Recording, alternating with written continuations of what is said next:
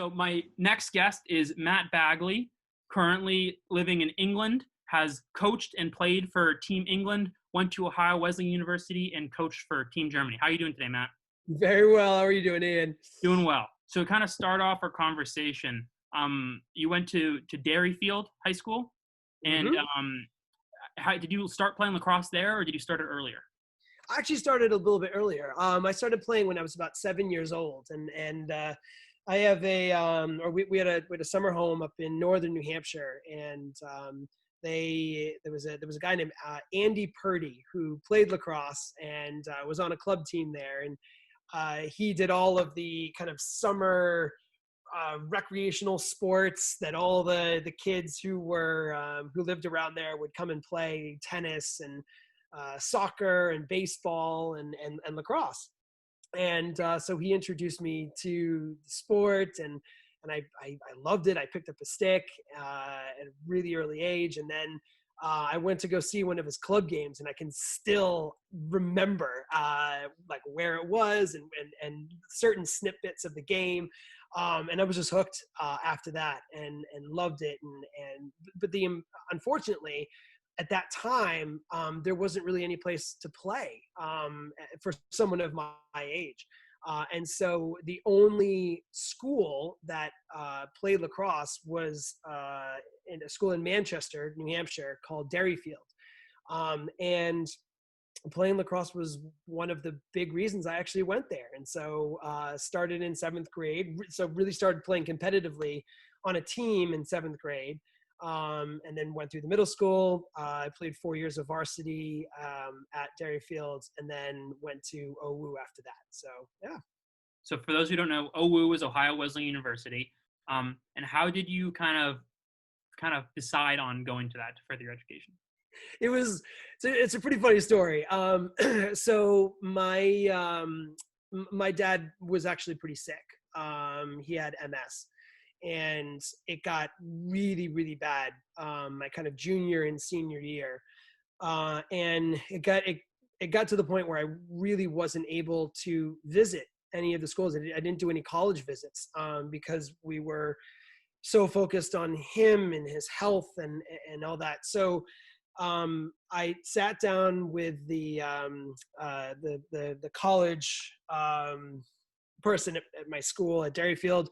And we narrowed it down to about 13 schools that I think that I would have liked to go to, kind of smaller D3 schools that had good lacrosse programs. And this is back in the days of the Common App. So I filled out the Common App and then sent it off to these 13 schools, got into about half of them. And then we applied for financial aid. And sat back and kind of waited, and OWU actually came back with the best financial aid package, and so that pretty much decided it for me. And so I didn't do really any recruiting or go to any recruiting camps or talk to the coach, who is actually Coach Rogers, Leland Rogers, who's now at Syracuse, before I actually went. And so in August of 1997, family loaded up the old Volvo with all my stuff and drove out to Ohio for the very first time. Never been to Ohio, and I stepped on campus for the very first time, and yeah, I was there for 4 years. So it's quite a story. So how was your tenure there, playing wise and team wise? How did you guys perform? Good, very well. Because my freshman year was one of the most successful years that OWU had. I think they were ranked number 1 in the nation going through their entire season, and then we lost to Nazareth in the semifinals. So we unfortunately didn't make the championship game.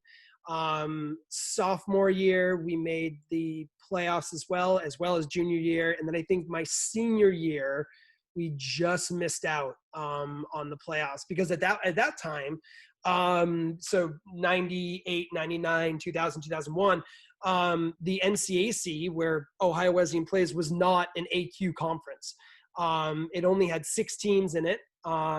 It was OWU, Denison, Kenyon, Worcester, Wittenberg, and Oberlin, and that was it. And so we had to play really, really well, and we actually had to play all these top-ranked teams throughout the rest of the season in order to get an at-large bid. And so every year we were fighting for that at-large bid to do it. In my senior year, we unfortunately didn't get that. So. Well, I also play in the NCAC with Kenyon, and I think one thing that can unite both, as much as Kenyon and OWU might not get along, the hate for a dislike for playing Denison. I was wondering if you can talk about that rivalry. I know that the Denison OWU rivalry was a thing. Was the current Kenyon OWU rivalry, was that a thing in the early 2000s? Not much. Kenyon was kind of on the rise when I was there, and so I think there was actually in my 4 years, I think we did lose to them once. It was a regular season game that we lost to them. I think we played them again in the playoffs that year, and we did beat them. But yeah, Kenyon was on the rise. So they were, and from what I've heard, they've caught up actually, which has been lovely. But yeah, Denison, man, that rivalry. Gosh, it didn't matter if you lost every game throughout the entire season. If you beat Denison, then it was a successful season. The rivalry there was just incredible. And I think it was kind of enhanced by the fact that it wasn't an AQ conference, and that Denison and OWU were very, very similar. And I think in all my years there, we split our games with them. We lost as many as we won. And so we were always fighting for that one at-large bid. And I think that was something else that really fueled the rivalry. But no, I remember a really quick story. It was it's my sophomore year, and we had we were in the, both of us had actually made the tournament, and we were playing in the first round. And it was at Denison, and it was almost right after classes had ended. And so the team OWU, the lacrosse team, took a bus over to Denison, and all of the fraternity guys at OWU who had just finished their final exams packed the bus after bus after bus, and they came right after us. And so we had a huge presence. And where Denison's field was, or maybe is, I'm not sure, you had there was a huge hill. Huge hill, and then you had the field, and then there were kind of bleachers, and all the spectators would sit on this hill. And so the game got underway, and it was like the second quarter, something like that, and we had the ball on offense, and all of a sudden the referees start blowing the whistle wildly, just blowing it. And we're just passing it around the perimeter, and we kind of all stop, and the Denison guys stop, and we all kind of look, and we're like, what is going on? And they start like pointing over, at the hill. And we're like, what? And so we all direct our attention to the hill. And I'll never forget this for as long as I live. The entire hill was just a brawl. It was an absolute brawl. The kids with OWU colors were like diving down the hill and tackling Denison fans, and vice versa. And stuff was being thrown all over the place, coolers and chairs, and it was crazy. We had to stop the game. They stopped the game. They took both teams, brought us back to the locker rooms. The Granville police actually came. They sorted out the two fans. So like the Denison fans remained on the hill, and they brought all the OWU fans and put them on the other side of the sideline. And then the Granville police stood at each end line. So basically make sure that no one crossed over, and they brought the teams back out, and we played the rest of the game. But man, talk about a fierce rivalry. It was pretty incredible. It was special to be a part of those. Definitely was. Yeah, I would say, at least from a Kenyon standpoint, I don't know if OWU and Denison see us similarly. I think Denison does. But I definitely feel those same feelings. I don't think we've had any brawls, either on the field or in the stands. But Denison's still set up the same way, except they kind of have now a stone bleacher section into that hill. and they have a hill with all kind of the fraternity buildings underneath, so you can watch from above, more of a distance. So I don't know if you enjoy lacrosse, I think you'd want to be closer. But Yeah. for the casual drinking fan, I think that's a pretty cool thing to be able to do. And then they have the bleachers on the other side, so they have a pretty wide amount of seating options now. Yeah. So that's awesome to hear, and especially how those rivalries, as Kenny and OWU might not like each other right now, but if we can unite on disliking Denison, that's pretty cool. Yeah. It was mental. It was mental. I think after, really quickly as well, I think after it was the year after I left, there was another game at OWU at Selby Stadium. And at the end of the game, I think one of the fraternity guys from OWU jumped out of the stands and like literally just stormed the Denison bench.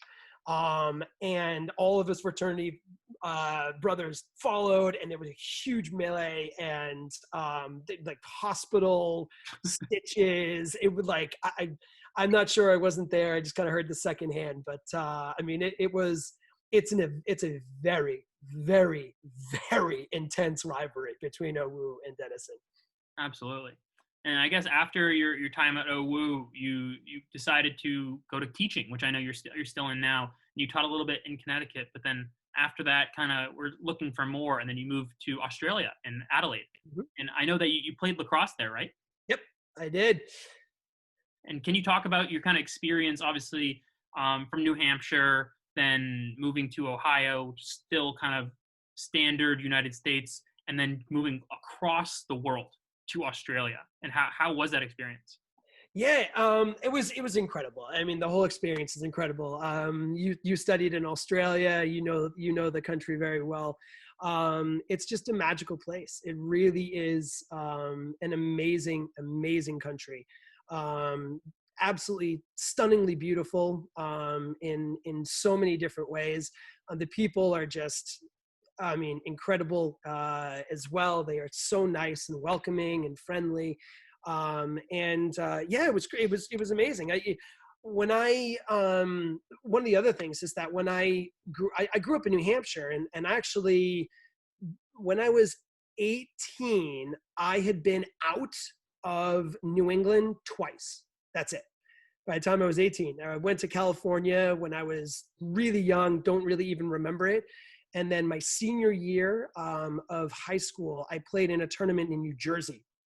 And that was the second time. So when I went out to Ohio, that was actually only the third time I had left New England. And so it was an eye-opening experience, but it also kind of planted this, adventure-y sort of trajectory in my life, which was amazing. And so after OWU, went back, taught 2 years in Connecticut, as you said. And after that, I was burnt out. I had gone right from school and lacrosse and graduating university right into the working world. And those teachers who have, those first couple of years as a teacher, as teachers know, is it's incredibly difficult. You work so hard. You need to, you can learn what you want to learn in the classroom, but the practical side of teaching is just a whole different ballgame.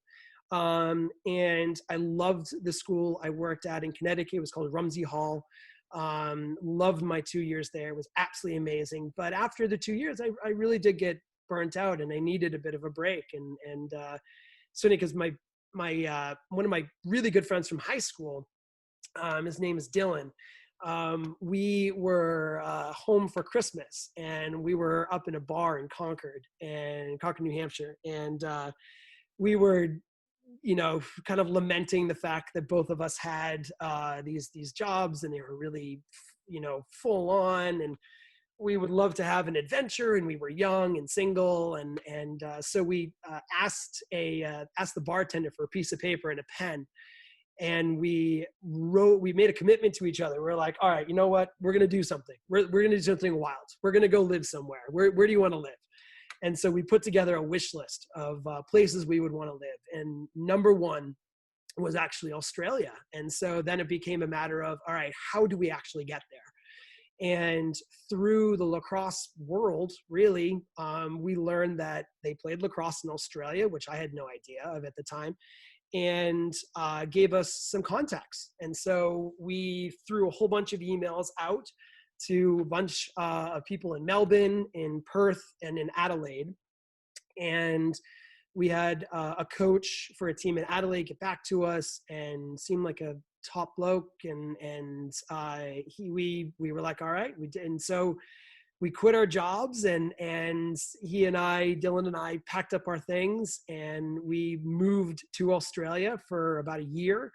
And we played for the club team, a team called ETP, or East Torrens Red Wings, East Torrens Payneham Red Wings. And we also went into schools and taught lacrosse for PE, and tried to get kids or entice kids to get down to the club and keep playing the sport. It was magical. It was absolutely magical.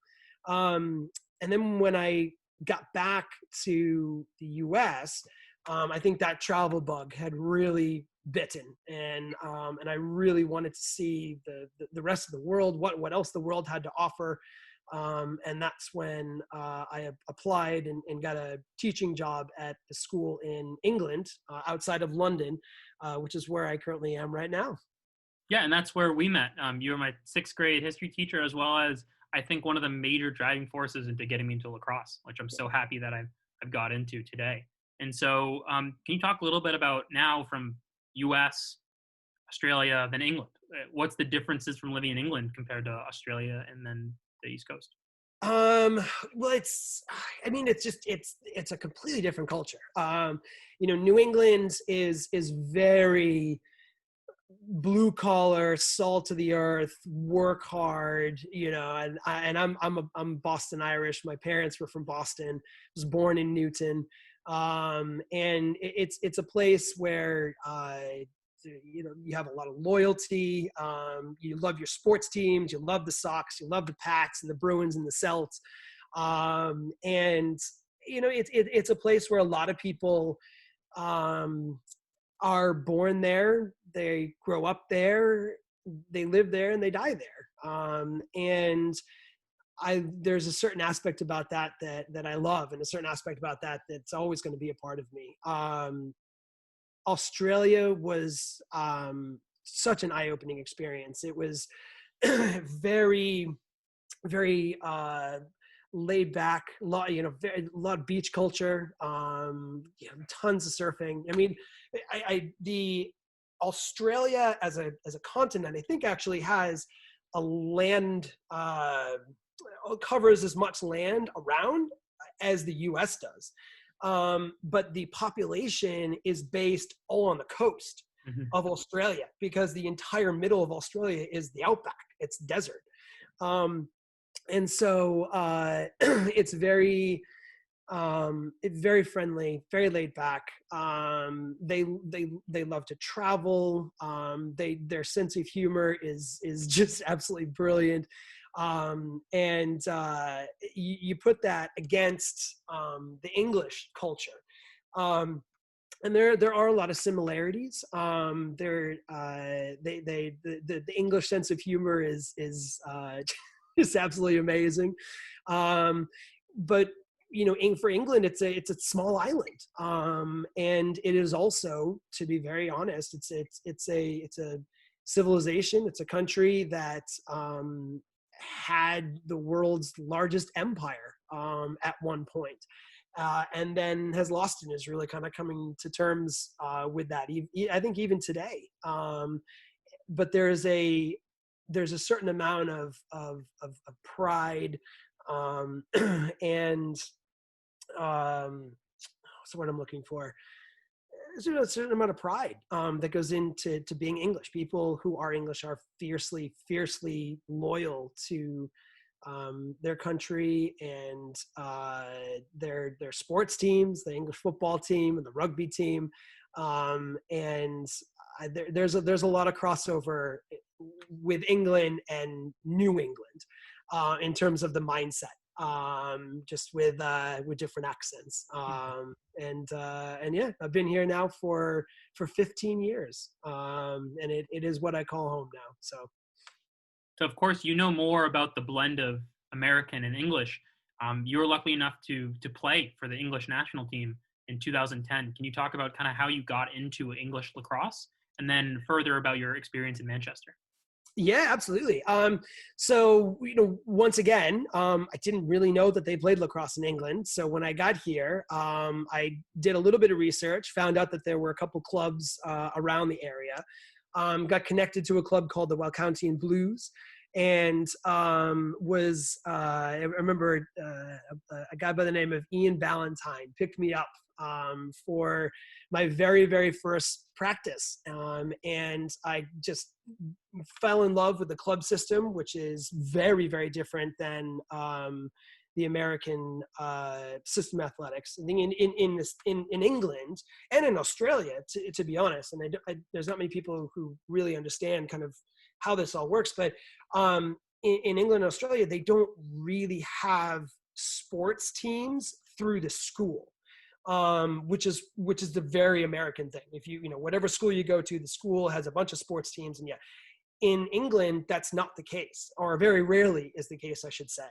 And it is definitely not the case with lacrosse. So lacrosse, you have these clubs, you have they've got under 7s or under 10s, all the way up through kind of your senior team, and I was connected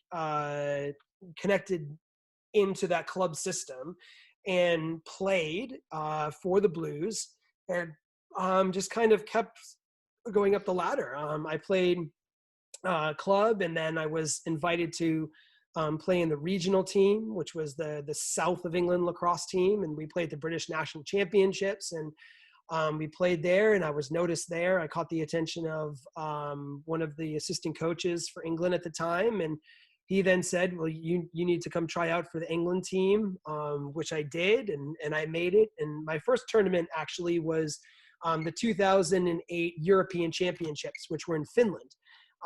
So I went up to Finland, played in that. We won a gold medal there, which was fantastic. And then managed to get my spot on the team in the next 2 years, and played at the World Championships in 2010, which were actually in Manchester, England. So it was fun to be there for the home tournament.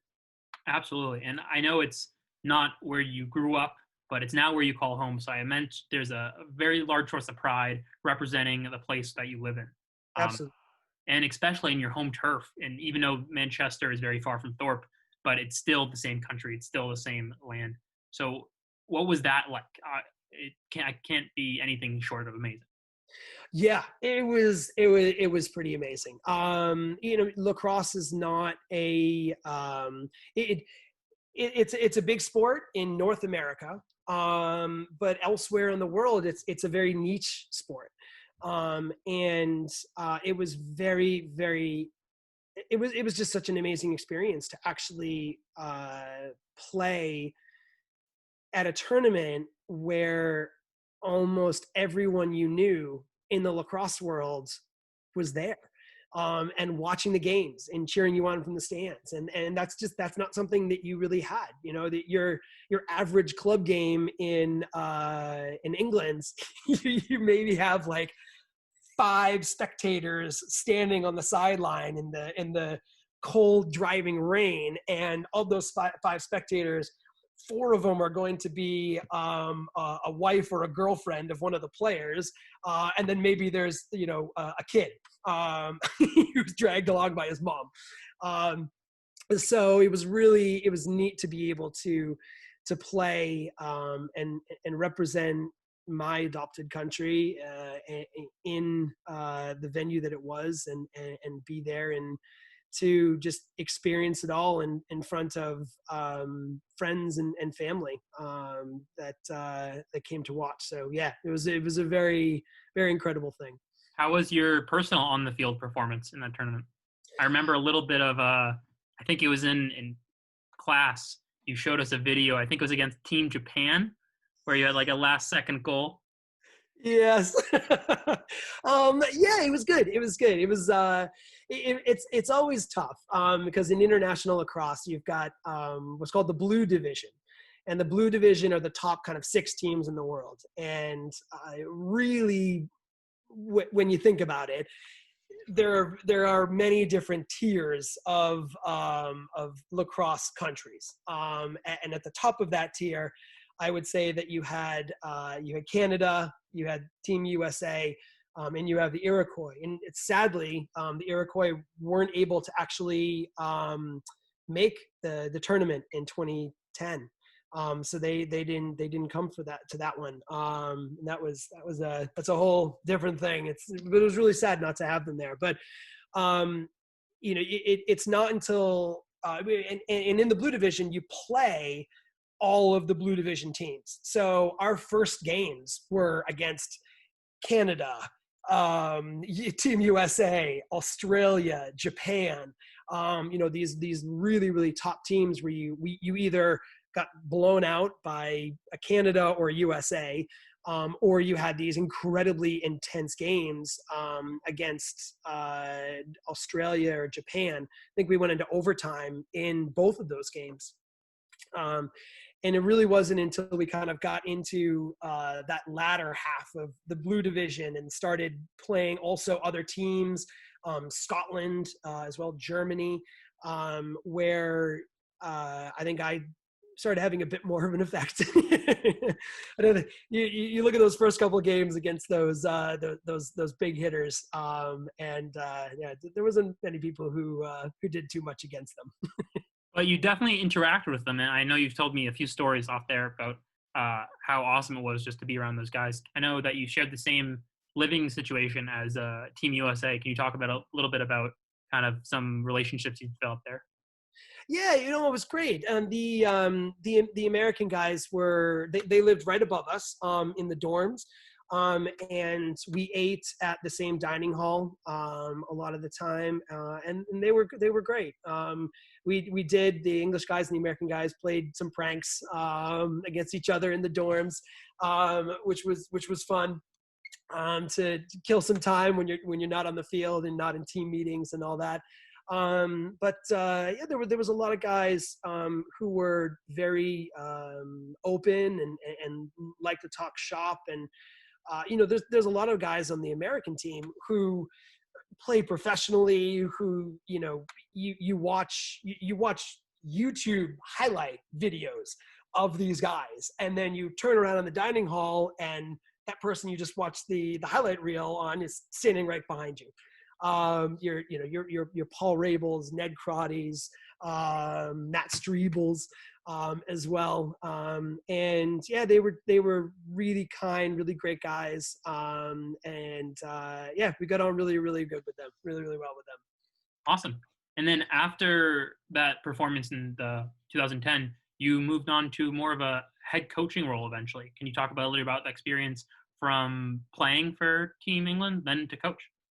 Yeah, it was tough. It was very, very tough. So I was, I think I was 31 or 32 years old by the time of the 2010 World Championships. So I knew that I was going to hang up the boots, so to speak, after that tournament.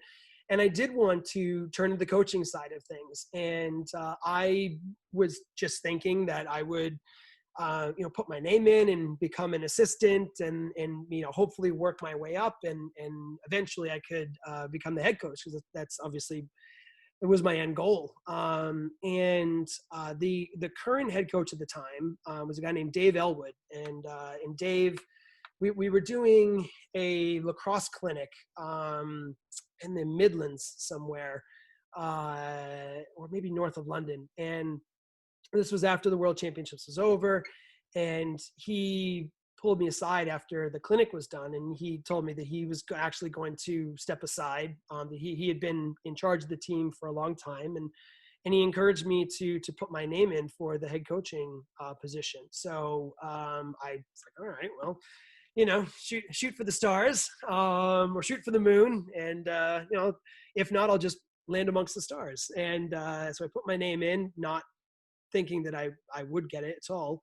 But the ELA, the English Lacrosse Association, did think that I was the person to guide the team to the next stage. And I gratefully took on that role, led Team England to a gold medal at the European Championships in Amsterdam in 2012, and then took them to the World Championships, which were in Denver, Colorado in 2014. That's awesome. How was it? And then you have the complete opposite, where you're going back to the country in which you were born in and getting to play there. How was that? It must have been crazy. It was. Denver is a phenomenal place. It's a great city. I'd never been there before the World Championships. No, it was quite an experience. It really was. It was, as a lot of stuff in America is. It was very big. Tons of people there. Never seen that many people ever watch a lacrosse game. And we also got to play the Iroquois. It was the very first game that we played in the stadium, I think it's Dick's Sporting Goods Stadium, which was incredible. And you know, when we played in England in 2010, when I played in England in 2010, a lot of friends came, but I didn't really have a lot of family because they were busy or couldn't make the trek over. But when it was in the States, I did have quite a large section of family who came out, which was really neat to be able to show them the team and what we had all been working towards and working on for years. It was very special. It was very, very special. Absolutely. And how do you guys do in that overall tournament? We came in fifth. And it was a very, very difficult tournament. And it was really an incredible team effort. We lost. We were in the blue division because that's where we finished in 2010, and they keep the same placings for the next World Championship. So we actually played Team Canada, Team USA. We did play the Iroquois, and we lost all three of those. But then we played Australia, and we lost by, I think, 1 or 2 goals to them. And then we played Japan, and we lost in double overtime to them. And so at the start of the tournament, we went 0-5. And so that was really demoralizing to all the players, and especially since the Japan game was the last game we had played in the blue division, and we really wanted to win that, and we didn't. So the next team we played was Germany, and we beat Germany by, I think, 6 or 7 goals. That was kind of good. And the game after that, we played Team Isreal. And this was really the game where if we won, we would go and play for 5th and 6th, AKA we would get back into the blue division. And if we lost, we would then drop out and play in the 7th and 8th place game. And we went to, I think it was overtime. I'm trying to think if it was double overtime or not. To a fantastic Israeli team, and we beat them by a goal. And that was just such an amazing relief, and really solidified the team and brought the team together. And then we played Scotland actually for the 5th and 6th, and Scotland had a very, very good team then, but we wound up beating them as well. But it was really amazing to see these guys who had spent years and years and years preparing for this tournament to start the way it did, to lose all 5 games, but not to lose that fighting spirit, not to lose that competitiveness, to really just dig their heels in, and win out the last 3 games, which guaranteed us a blue division finish. when they could have easily just thrown their hands up in the air and said, "Nah, we tried, didn't do it. So let's go out and have some fun in Denver. We're only here once." But those guys really managed to stay focused and do the job, which was an incredible testament to them and that collection of players. That's awesome to hear. And I mean, that's another amazing experience and just kind of the whole broader picture of your lacrosse career. Then after Team England, you moved to head coaching the Team Germany team for the Isreal 2017 championship. Can you talk a little bit about how you kind of morphed your career from England head coach, then to Team Germany, and then later your experience at the 2017 championship? Yeah.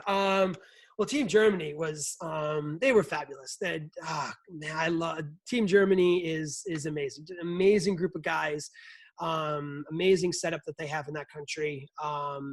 And it really, when they brought me on board, I think Germany had fallen victim to what a lot of international teams fall victim of is where they want to do the best that they can, and so they err on the side of bringing in North Americans, because the playing level of North American players, especially those who played at the NCAA level or professional level, is so much higher than it is in other countries. And well, it's great you get those guys on. I think a lot of times, not just for Team Germany, but for a lot of countries that do this, they get into a situation where they never really get to become a team, and it's a bunch of players who are kind of brought together right before the tournament starts, and it's a bit of a crapshoot of why is this team going to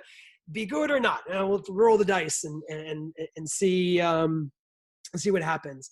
And so when I went over to Germany, I was really tasked to put together a domestic team that could compete. And while we did not exclude anyone who had a German passport who didn't live in the country or who didn't qualify to play, there was really, I structured the program almost so that the people who were domestic players would have a little bit of a step up than other players that came in, because we would practice once every about 6 weeks or so. So I actually flew from London to Frankfurt about once every 6 weeks. We would train on a Saturday, Sunday. We would have 5-hour practices each day, straight, no breaks whatsoever. We would have meetings, and it was really tough for the players to do that. But what that did was it gave the players a really unique perspective, because we would go over, man up, man down, offensive, defensive, clearing, riding, special situational stuff that we would kind of put into play. And those guys got to practice it. And the North Americans that came over kind of they had a very, very steep learning curve. They had to learn really quickly. But what that also did is it really galvanized that group of men. And when we finally went to Isreal for the World Championships, we were a very, very tight-knit, very well-oiled machine. And we did fantastically. It was such a joy to coach those players at that tournament, because they really they played as a team, which at the international level is actually not as common as you might think, simply because where some countries it's geographic. They just can't, the country is just too big and they can't get together as often. Sometimes it's numbers of players in domestically, they just don't have the type of players or the level of players that they would want. And so they need to go out in search of North Americans to, pad out the team or to make them competitive, whatever the case is. But we hit the ground running and did really, really well. We were, I believe, 6-1. The only team that we lost to was Puerto Rico. Did a good team that year. Yeah, you could say that. It was all, Puerto Rico does not have a domestic program, like club teams and play a schedule and all that stuff. I think the team that was there was made up pretty exclusively of Americans or North Americans, I should say, who had some sort of heritage or link to Puerto Rico. So they qualified to play, absolutely. But they were, they were so good. D1 players, professional players. But we only lost by, I think it was 2 or 3, even to them. We wound up coming 9th in the actual tournament. And that also qualified Team Germany for the World Games, which is going to be held in Birmingham, Alabama, doing the new Olympic rules that they've put in place. So Team Germany is going to that as well. So that was a really great tournament, or a really great program, I should say, to be involved in. And to be able to coach them. Very, very proud of those guys, really proud of the work that everyone managed to do in order to perform like we did. I know in preparation for that big tournament, you managed to get the guys all over to the United States and went on a little bit of a touring circuit like that, and got to one of the major things I remember, got to play in practice in Gillette Stadium. And as a New Englander, a Patriots fan, talk a little bit about that experience. Oh my gosh, it was incredible. We did it. We did it with Team England when we went. Team England went over to the States, and we played a whole bunch of D1 universities: Harvard, Brown, Bryant, Dartmouth. Who else did we? Just a whole bunch of teams. And then we practiced at Gillette. And then we did the same thing with Team Germany, played a whole bunch of teams, and did Gillette as well. And oh my gosh, just, I can't even describe it. I think it's an impressive stadium to begin with. And, a lot of those guys, the England players, the Germany players, when we drove in, parked up. They brought us down into the tunnels underneath the stadium, and we got to change in the Patriots locker room. And I mean, that's just surreal. And then we walked through the tunnel and walked out into this, gigantic, empty, I think it's 60,000 seat stadium or whatever it is. Huge, board that's doing all that stuff. You got the championship banners that are held up. I mean, it's just an incredible experience. And the German guys and the English guys who don't really follow American football were quite impressed with everything. But then, obviously me being a lifetime Patriots fan, to walk out there and just to stand at midfield on the Patriots logo, and look around was incredible. And the cool thing about both of those times was that we practiced and we did some drills and played little kind of mini-sided lacrosse games for a while. But then the last half an hour, 45 minutes of practice, they brought out a whole big trash can full of American footballs. And so all the guys got the stuff out and they were trying to kick field goals and we divided up teams, offense and defense. We played a bit of a touch football, well, sort of touch football. And it was, oh my gosh, it was simply incredible. It was really one of those pinch me because this doesn't seem real. Absolutely. And I just kind of in closing is obviously more about the international game than most. where do you see the future of lacrosse kind of going? Oh man, up and up and up and up and up. I mean, it's lacrosse in general is going through a bit of a growth spurt right now internationally, and it's getting into countries that it had really never traditionally been in before. And if you look at the number of teams that have joined the World Championships, even from 2010, so the past 3 World Championships, I mean, it's almost doubled. And new teams like Luxembourg or Uganda, who are kind of the toast of the town when we went to Denver, because it was the first African nation to get a lacrosse team.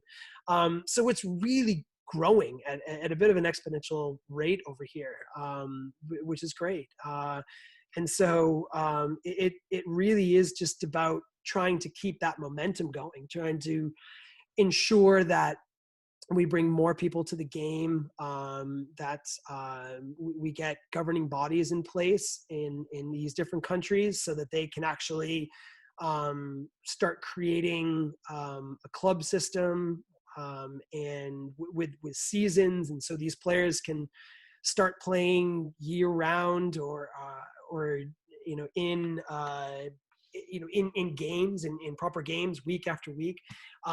So I'm really, really excited about the state of lacrosse right now internationally.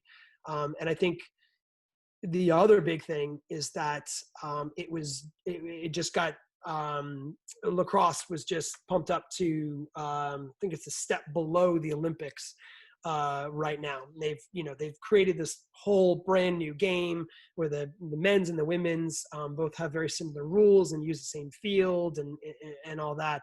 And if lacrosse can break through that ceiling and actually get to be an Olympic sport, I think that's just going to set off a whole different sort of exponential growth, because now all of a sudden you have countries that can invest money, serious amounts of money, into their lacrosse programs in their particular countries, and work on growing the game and developing players, and trying to put a support structure around them from a strength and conditioning and medical side of things that lacrosse internationally has never seen before. So it's very exciting, very, very exciting.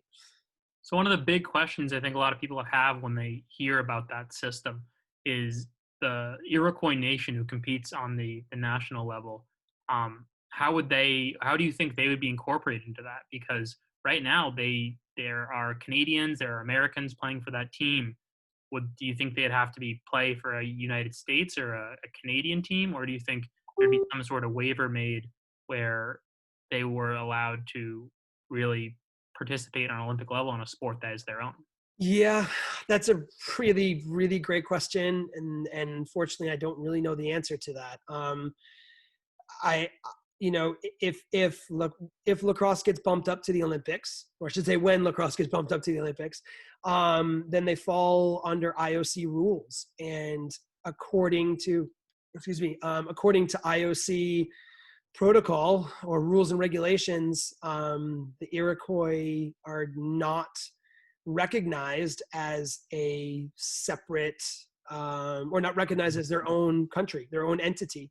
And so I don't imagine that the players who would normally play for the Iroquois would actually be able to create a team to represent themselves. I think they would need to, if they wanted to compete, they would need to compete for either Team USA or Team Canada. And to be very fair, we're dealing with something of a similar thing here, because when you look at the European Championships, when you look at the World Championships, England has a team, Wales has a separate team, Scotland has a separate team. But when you go to the Olympics, all of those countries, including Northern Ireland as well, they fall under Team GB. So it doesn't really matter where you are from in the British Isles. You get swooped up into that. From my own personal perspective, I would love to see nothing more than to have the Native Americans be able to represent themselves at the Olympic level in a sport that their ancestors created for all of us. It just seems right. It seems like the right thing to do. But sadly, I'm not on that committee, and I don't think I can make that choice. So. Well, and kind of closing on a little bit of a brighter spot, if you could pick out one lacrosse-based memory just through your entirety, I know it's a big, long career and love that you've had for lacrosse that you haven't told yet. Do you mind mentioning one of those to close? I've got tons of lacrosse memories that I can pick out, and each one holds a really special place in my heart. But I think I would have to cheat on that question a little bit and just say that lacrosse, I am where I currently am in my life because of lacrosse. I went to Ohio because of lacrosse to play at OWU. I went to Australia to play lacrosse. And then that opened my eyes to traveling. And then when I got here, I started playing lacrosse here as well. And it has brought me all over the world. And I've met incredible people everywhere. And I can pretty much trace everything in my life, from my wife to my job, to my kids, to everything in my life. Lacrosse is the driving force behind it. And it's the sport has given me so much in my life, and I can't imagine where I would be right now if I had never picked that stick up when I was 7 years old, and if I had never gone to Derry Field in New Hampshire to play in middle school. I couldn't even imagine it. It's just been such a ride and such an experience, and to give back to the game and to keep growing the game internationally, and to stay in the community, the lacrosse community, where there's just amazing people everywhere you turn. I think that is probably my best memory of lacrosse. That's awesome to hear. And for you, I think I've told you this before, you are the reason I got into lacrosse in England, in that TASIS where we met. And that's put me onto a very similar path. I would not be in Ohio at Kenyon without lacrosse. And I would not be having job success and things I do, and getting to also go to Australia and volunteer over there to kind of grow the game similarly. And I'm just thankful that you pushed me in that direction through that 6th grade history class. And I wish you the best, and thank you so much for coming on. Of course, Ian. It's great to see you again, man. See you later. Bye.